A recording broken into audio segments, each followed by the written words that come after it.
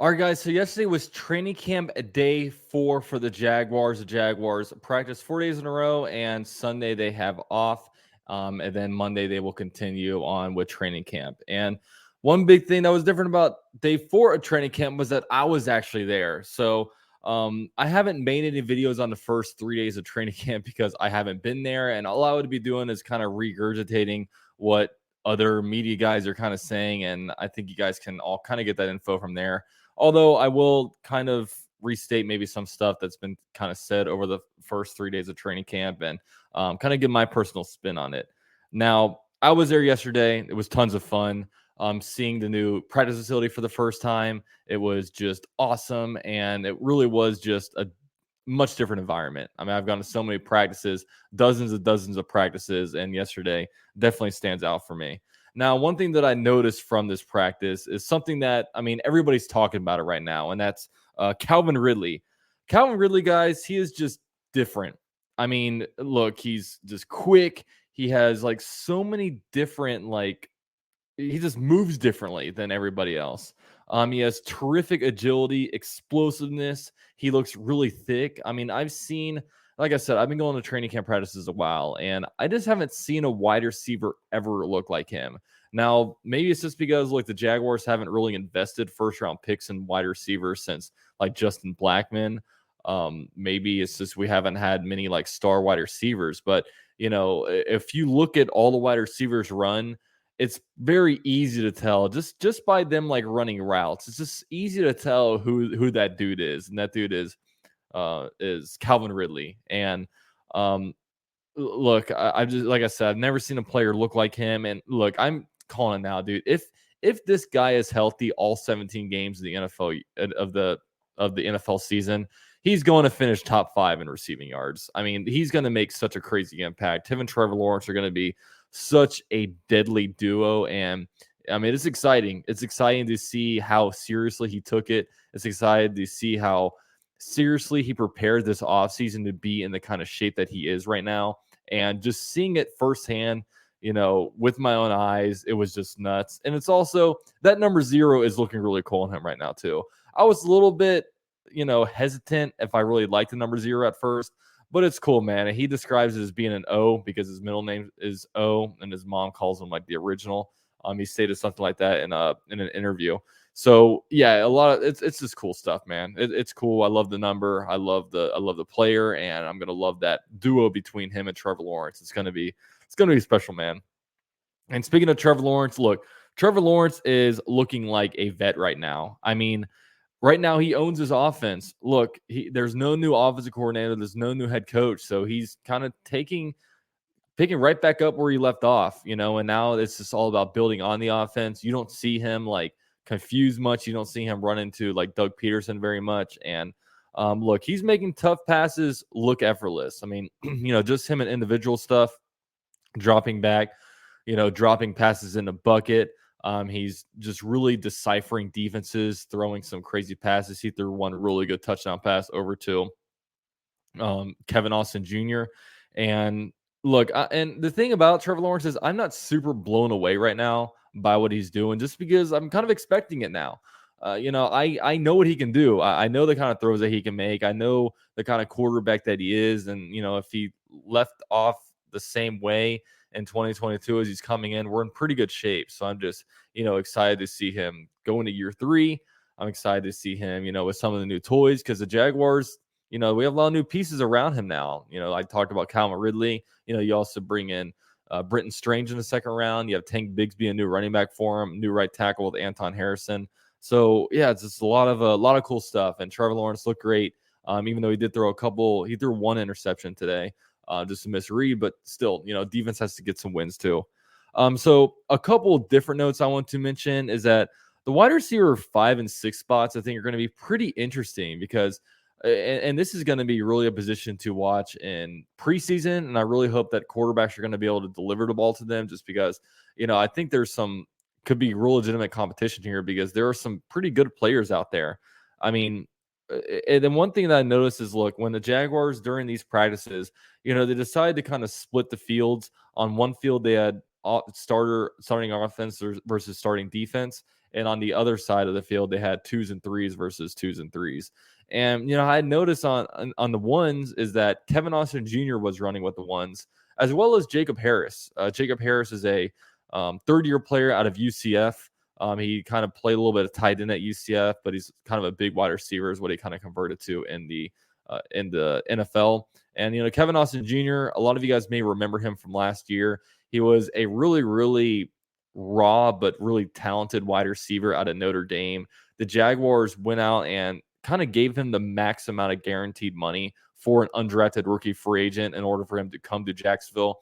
He came to Jacksonville and look, he was definitely raw. I mean, he came in about maybe as expected. Look, he was kind of dropping some stuff. He just wasn't very smooth. And on top of that, he had never played special teams at all in college, and he was injured a lot in college. So, it was going to be slow work for him. And he spent the entire season last year on the practice squad.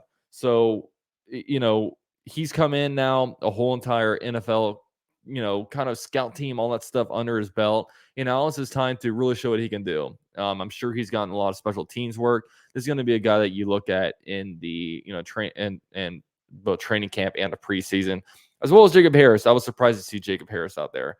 Now, some other guys that are in competition for those spots. Tim Jones, we all remember him from last year. There's also Kendrick Pryor. He was on the team all of last year. He was just inactive the whole entire year. The Jaguars snagged him from the Cincinnati Bengals waiver wire, and he stuck around. So, that's the guy that we'll be looking for. Also, Parker Washington, you would think would be on the team. He's probably, when it comes to draft capital, I mean, the Jaguars didn't invest a pick in 2023 on him. So he looks pretty good out there. He'll be a good slot kind of player. It's just, we'll see kind of how these guys look in pads, because that's, really when a lot of stuff goes down. Now, tight end spot, Garrett Prince is a guy that's been having a really good camp, similar to Kevin Austin Jr. He was an undrafted guy last year, spent the entire season on the practice squad, and look, he's been having a good camp. He had a good day today or yesterday. He had a touchdown catch later in the scrimmage.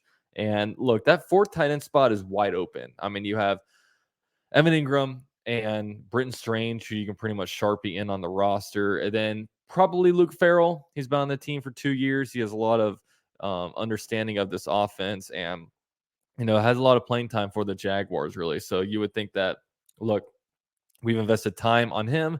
Hopefully he only gets better. And then that fourth tight end spot is pretty much wide open. And right now it looks like Garrett Prince might even be like running away with it. So, he's really impressing, and we'll see if, anybody else kind of stands up in that spot.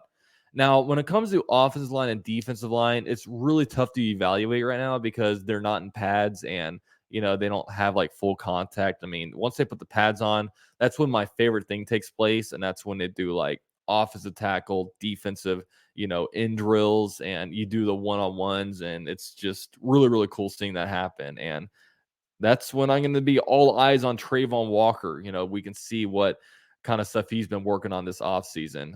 So, yeah, not much to really report on there. Cornerback is big to look out for. Now, I'll be honest with you, I didn't really pay too much attention to cornerbacks. I mean, at the end of the day, I'm not a media guy. I'm a fan. I was looking at Trevor. I was looking at Calvin Ridley. I was looking at all that fun stuff. Wasn't really paying too much attention to the cornerback spot. And look, right now, the depth chart is a little bit kind of up for grabs right now, especially at that nickel cornerback spot. Now, right now, if the season started today, it'd probably be Trey Herndon starting at nickel, but we all have a lot of experience with Trey Herndon. He exploded on the scene when Jalen Ramsey had his back cramps and left, and then he filled in that spot. We've known about him ever since, and I feel like that whole Jalen Ramsey thing was a decade ago. But what I'm trying to say is we all know how Trey Herndon is. We all know that there's definitely room for upgrade. So, maybe one of these guys on the roster steps up. That's what you need. As you become a good team, you can't really be, throwing first-round picks at every position. You can't be signing every player to a lot of money. What you got to do is you got to draft well. You got to scout well. Hopefully, one day you get lucky. A 6th-round pick turns out to be pretty freaking good, and he's able to fill in, for nickel, and then you have a cheap nickel. That's the most ideal situation. And Trey Herndon could very well lose his starting spot. We'll see. The guy that's kind of in the lead that different reporters are kind of talking about is Gregory Jr. He was a seventh round pick in 2022 out of it was a weird school. I forget what the school was, but it's a very strange school name. So that's one to look out for, and that's another thing. Look, we'll see a lot more in the preseason. Now, one thing that when I was at practice today, I almost forgot that the Jaguars signed Brandon McManus. And look, it needs to be stated that the Jaguars really upgraded at kicker this offseason. Look, I know when Riley Patterson got cut or traded, a lot of Jaguar fans were a little bit kind of annoyed by it because they're like, Riley Patterson, great year, playoffs. But, when you kind of disconnect the emotional part of it, look, the Jaguars got upgraded kicker. I mean, Riley Patterson couldn't kick kicks that were 55 plus yards. I mean, we gotta have a field goal kicker that has the ability to make 60 plus yard kicks. If it's a 58 yarder, I don't want to see the punt team on there. I want points. We're gonna have to outscore the Bengals, the Chiefs. We need to be able to convert points. So we need a kicker that's able to do that, and we have that. And not only that, but Brandon McManus can kick touchbacks too. So. And Brandon McManus was nailing kicks today. Look, we have a pretty good kicker out here. Let's just hope he has a good year. But at the end of the day, look, he's a weapon. He'll be good. I'm excited for him. Now, outside of that, the only one good sign is that the only injured players right now were players that we were expecting. That's DeJuan Smoot and Ben Barch. Those are the only two guys that were really sitting out and kind of doing injury stuff.